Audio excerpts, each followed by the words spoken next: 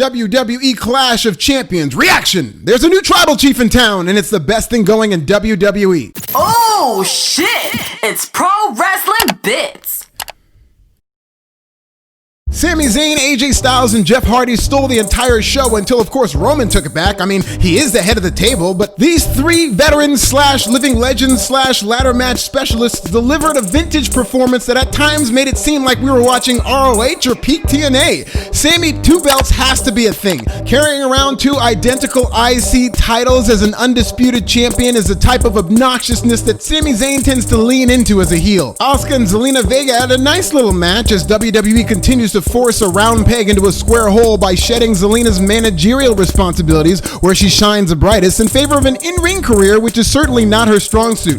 It looks like we're gonna get more of this, but as long as Asuka keeps carrying her to decent matches, I have no problem with it. Bobby Lashley effectively ended the career of Apollo Crews, and I'm sad to say that there may not be any coming back from this. Ricochet might be the most talented wrestler in the world, and he was ringside as a cheerleader. Let that be a lesson of just how bad this company is at capitalizing on talent. Then ask yourself what chance Apollo Crews has to come back from yet another loss to Lashley at Clash of Champions. He has none. It sucks, but this is a senile era and we're just living in it. Whatever, it was fun while it lasted. The Street Profits had a garbage match against Angel Garza and Andrade after yet another referee botched the finish, causing a similar WTF face, this time from Angelo Dawkins, who didn't even try to hide how pissed off he was after the finish. WWE officials have been mighty trigger happy with that 3 count when they feel a performer is too injured to continue, and I can't help but think AEW's poor handling of Matt Hardy's head injury at AEW All Out 2020 might be to blame, because these officials seem on edge. Asuka, not Nikki Cross, defeated Bayley via disqualification, which in the grand scheme of things is good news for Nikki Cross, who hopefully recovers soon. Shout out to her. Sasha Banks returned just a few short weeks after her execution,